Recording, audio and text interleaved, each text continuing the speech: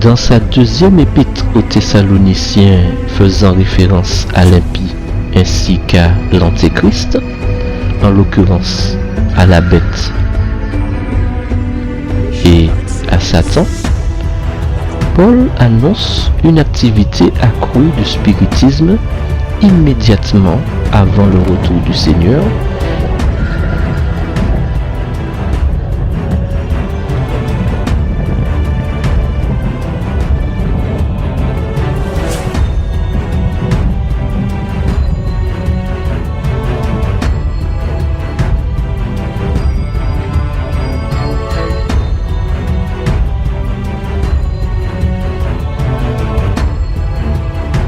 qu'il désigne dans les termes d'apparition de la puissance de Satan, opérant avec toutes sortes de miracles, de signes et de prodiges mensongers.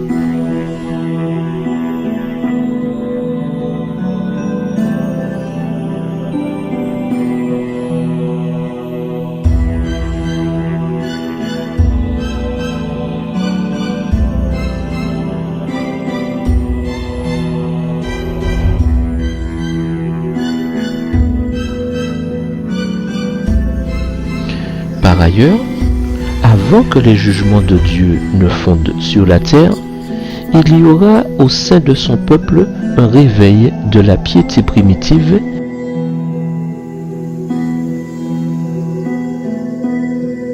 tel qu'on n'en a pas vu depuis les jours des apôtres. En effet, l'esprit et la puissance de Dieu seront déversés sur ses enfants.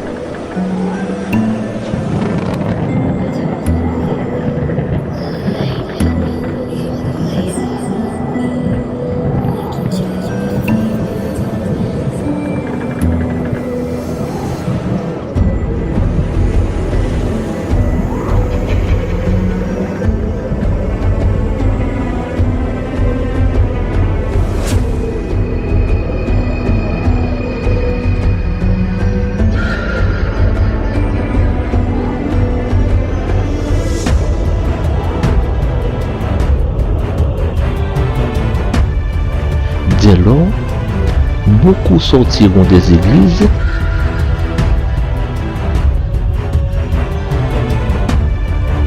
où l'amour du monde a supplanté l'amour de Dieu et de sa parole.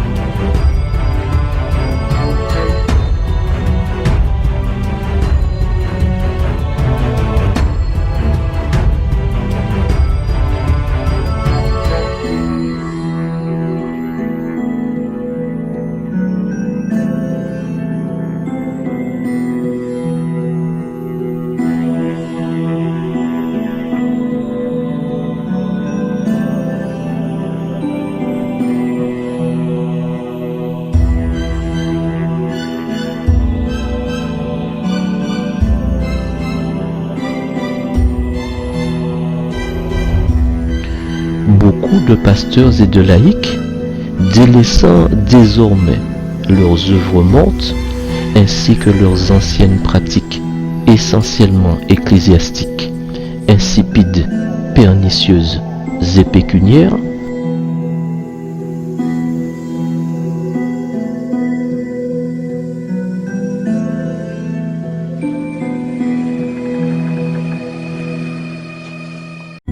accepteront avec joie les vérités que Dieu a fait proclamer par de zélés croyants pour préparer un peuple averti, résolu et bien debout en vue de la seconde venue du Seigneur. Pour enrayer cette œuvre inédite et avant que n'arrive ce moment fatidique pour l'humanité, l'ennemi de nos âmes en suscite des contrefaçons donnant l'impression que la bénédiction de Dieu serait répandue sur les églises qui l'égarent. Ainsi, de grands réveils sembleront se produire et des multitudes attribueront au Seigneur des choses merveilleuses dues à un tout autre esprit.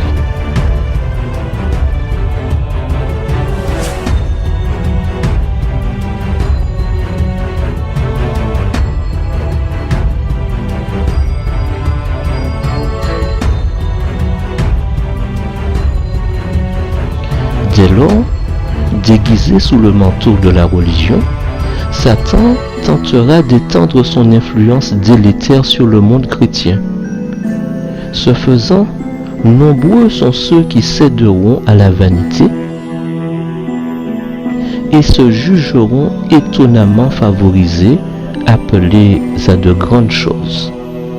Il y aura beaucoup de conversions apparentes, dépourvues de l'estampille divine, c'est-à-dire de l'empreinte de Dieu.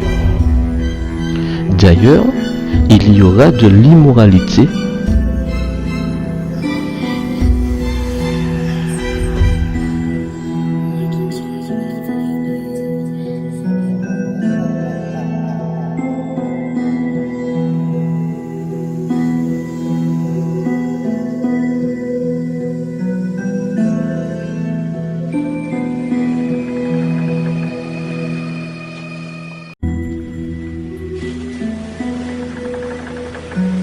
et de l'extravagance.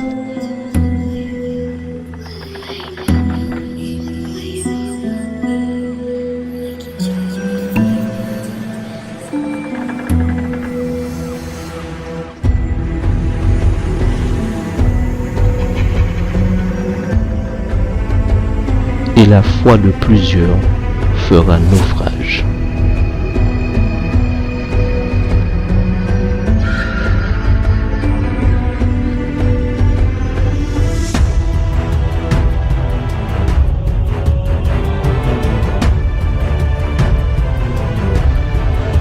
Pendant ce temps, des hommes de foi et de prière, poussés par une force irrésistible et animés d'un saint zèle, iront annoncer les messages que Dieu leur confiera pour ce temps, et les péchés de Babylone seront dévoilés.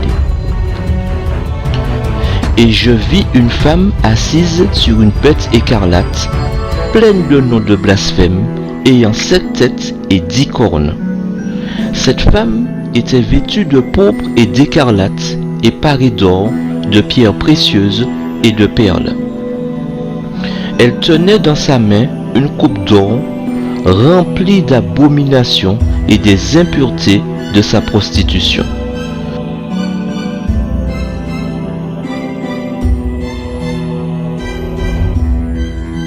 Sur son front était écrit un nom, un mystère, Babylone la grande, la mère des impudiques et des abominations de la terre.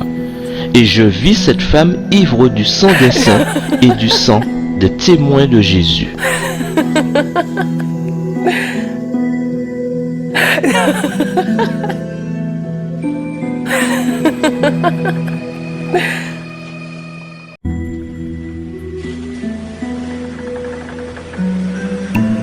Les terribles conséquences résultant de lois religieuses imposées par l'autorité civile, les ravages du spiritisme, les progrès insidieux mais rapides de Babylone, précisons la reine des impudiques, ainsi que de ses filles,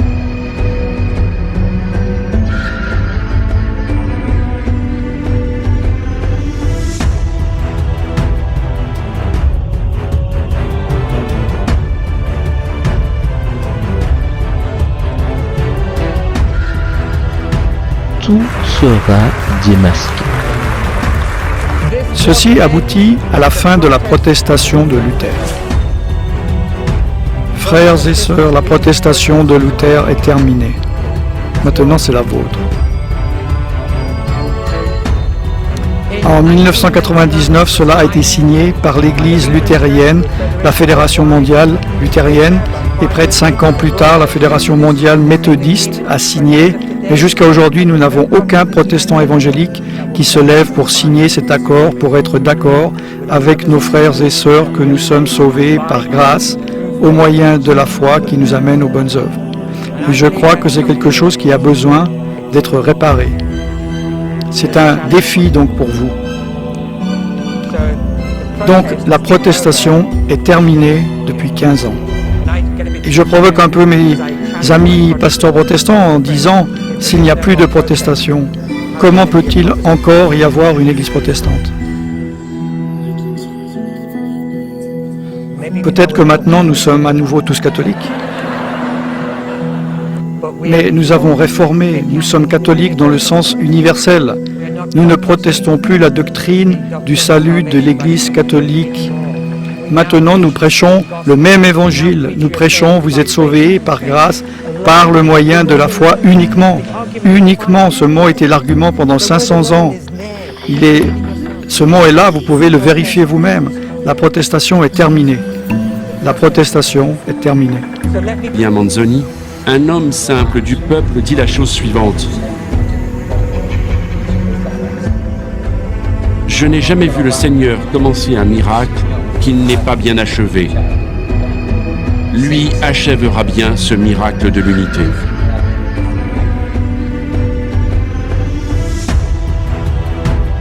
Je vous demande de me bénir, et moi je vous bénis. De frère à frère, je vous embrasse. Merci.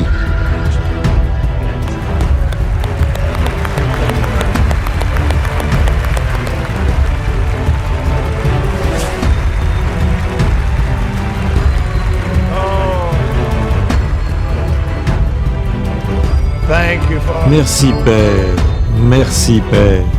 Tony, amène ton téléphone et viens ici. Je veux que tu lui renvoies un message vidéo. Cher monsieur, merci du fond du cœur. Tous ces leaders représentent littéralement des dizaines de milliers de personnes qui vous aiment, qui croient en Dieu avec vous. Et en réponse à votre demande, nous venons de prier pour vous et avec vous. Et nous l'avons fait dans l'esprit. Merci, monsieur. Nous vous bénissons. Nous recevons votre bénédiction. Cela est très très important pour nous et nous vous bénissons de tout notre cœur. Nous vous bénissons de toute notre âme et nous vous bénissons de toute notre force et nous vous remercions, monsieur. Nous remercions Dieu pour vous. Et donc, nous déclarons tous ensemble, soyez bénis. Encore une fois tous ensemble, soyez bénis. Amen. Amen. Ne savez-vous pas que celui qui s'unit à la prostituée est un seul corps avec elle?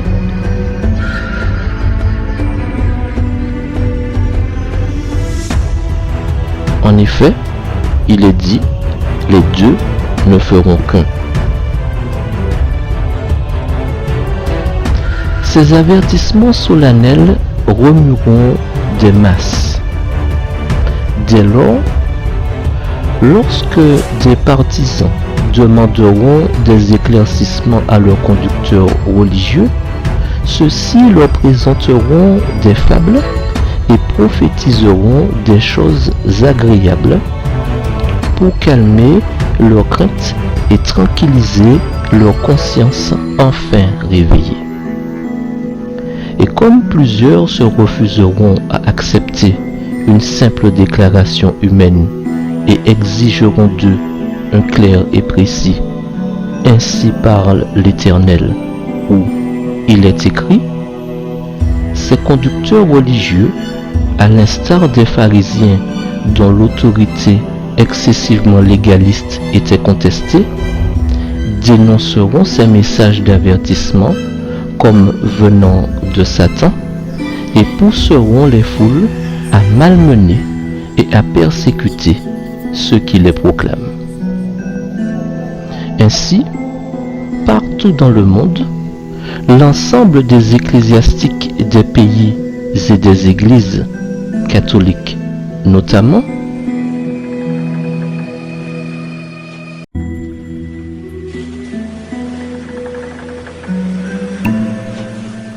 feront des efforts presque surhumains empêcher la lumière de parvenir jusqu'à leur troupeau. Par tous les moyens dont ils disposent, ils s'efforceront d'empêcher la discussion de questions primordiales.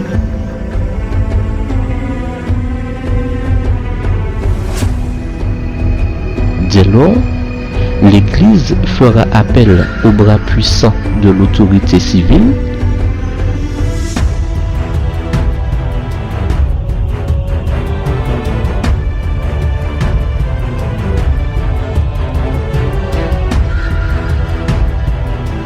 où désormais catholiques et protestants, dorénavant unifiés, agiront de concert.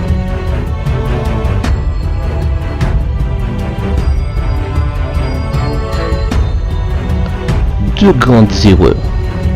L'immortalité de l'âme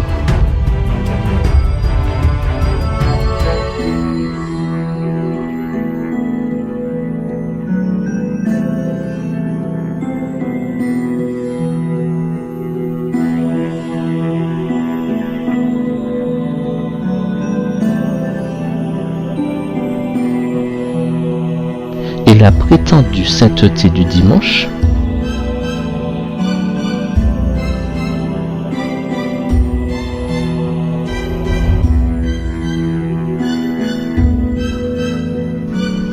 vont être les moyens par lesquels Satan fera tomber le monde ainsi que l'ensemble des religions dans des pièges spécialement conçus pour les égarer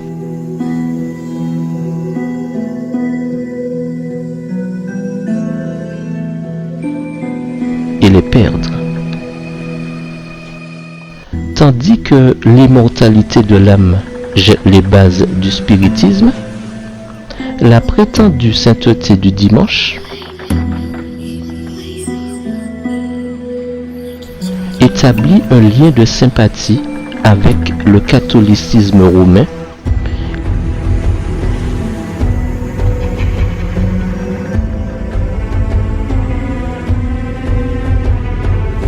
l'héritier et le conservateur unique des rites et coutumes de la Babylone antique.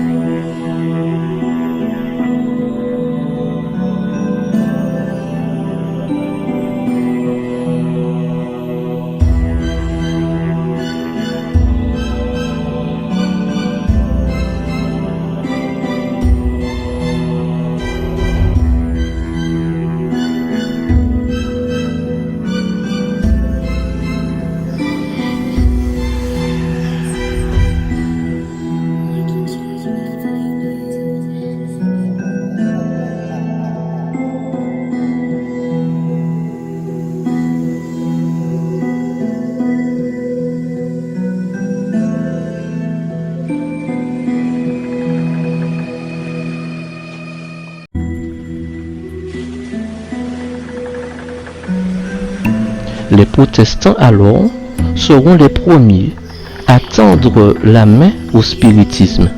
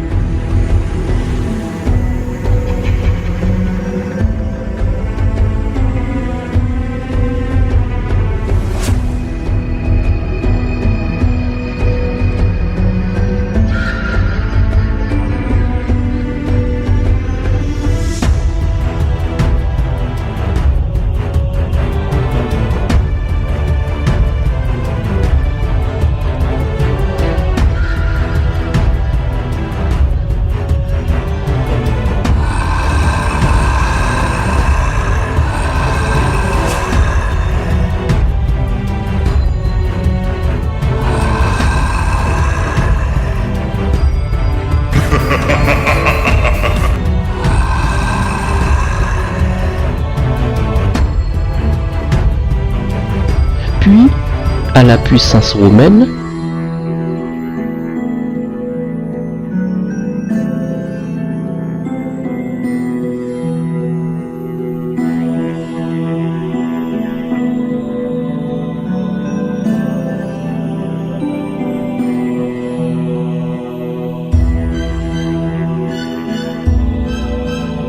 par-dessus le précipice dans lequel tous deux, successivement, tomberont irrémédiablement.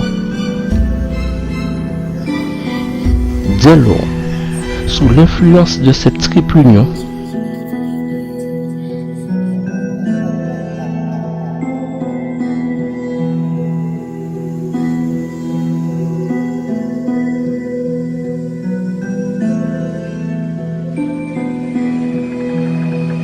les institutions religieuses fouleront aux pieds les droits de la conscience.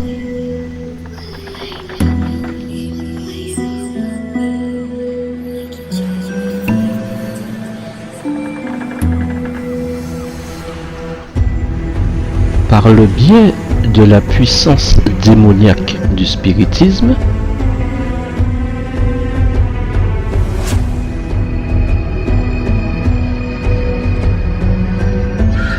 peu avant le retour en gloire de notre Seigneur Jésus,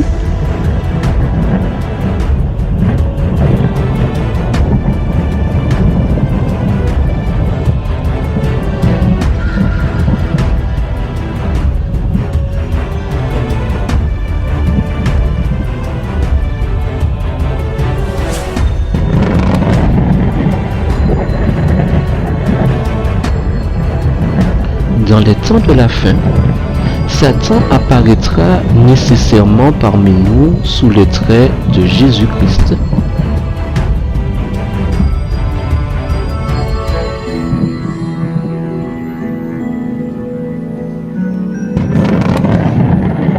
Et sera considéré comme le bienfaiteur de l'humanité.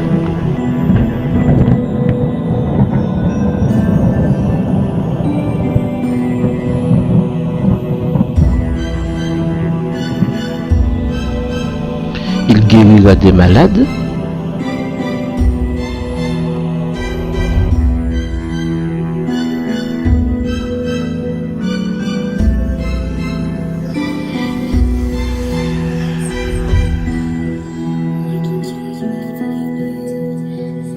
et prétendra jusqu'à doter le monde d'un système religieux, politique et économique nouveau et supérieur, tandis qu'en même temps, il agira en destructeur.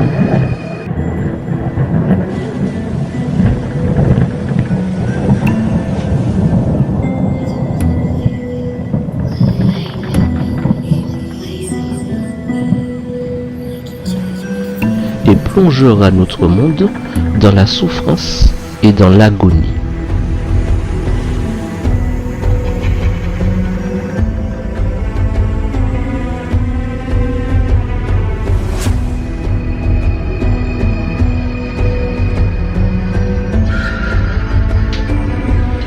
Ainsi, tout en se faisant passer pour Jésus-Christ, le grand médecin capable de guérir toutes les infections,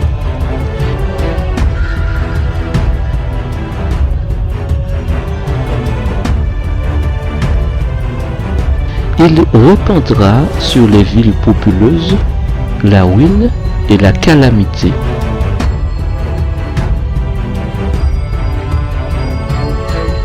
Persuadant les hommes que les serviteurs de Dieu sont la cause certaine de tous les maux dont il frappera le monde.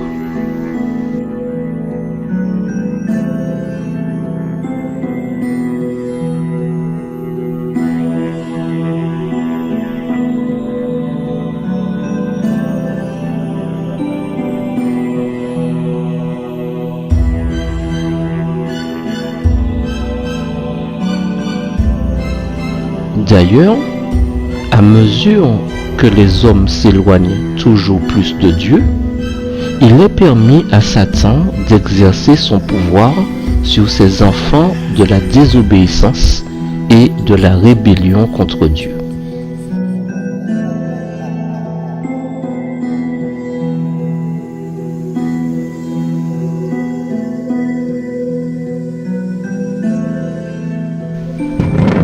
En effet, étant à l'origine de la destruction parmi les hommes, sur terre, en mer,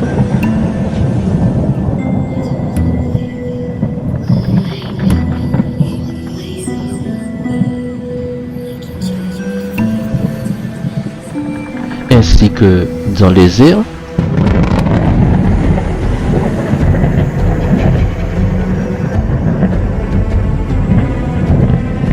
dans les temps de la fin, des calamités toujours plus grandes auront lieu.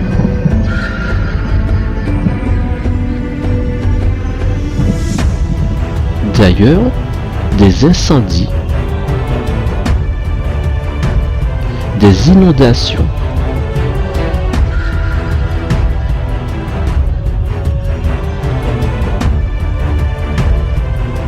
et des cataclysmes détruiront de plus en plus de vies et de biens par sa méchanceté incommensurable.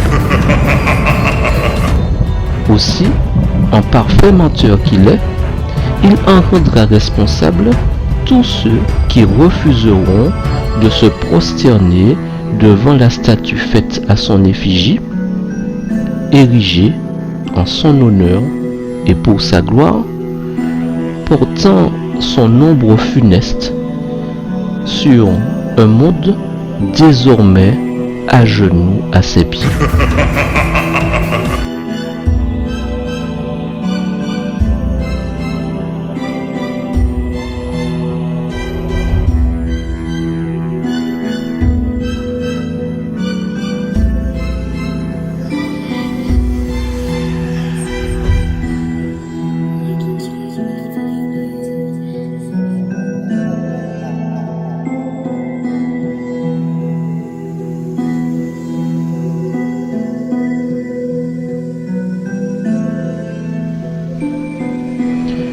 Dès lors, ces agents humains, c'est-à-dire ceux qu'il aura séduits et qui lui auront prêté allégeance et fidélité, à tort, rappelons-le, frappés d'un zèle et d'un aveuglement spirituel peu commun,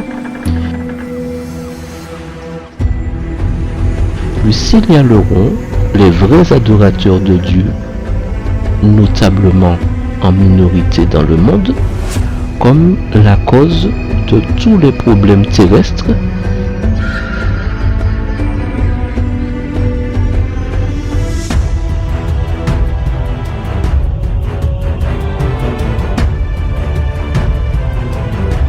s'indignant de les voir braver ces nouvelles lois religieuses apostates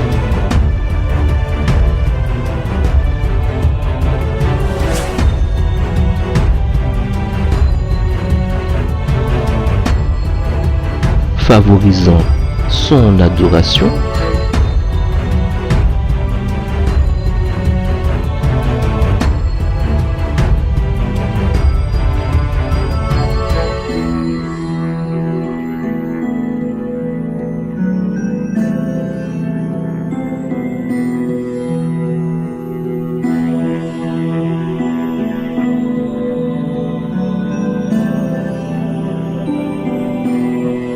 et qui régiront désormais toute l'humanité. Dans cette continuité, tandis que les terribles jugements de Dieu, quant à eux, marqueront successivement la terre de leur empreinte indélébile par le biais de fléaux et de plaies, comme décrit dans le livre de l'Apocalypse, les méchants, rendant l'âme de terreur dans la tourmente, iront à penser que ces plaies d'envergure planétaire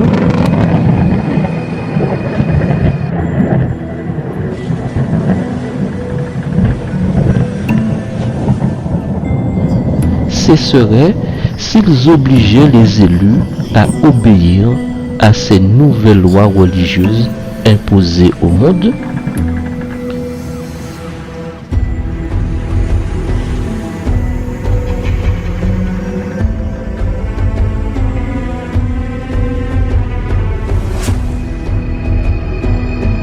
Indéniablement contraire à celles prescrites par Dieu lui-même.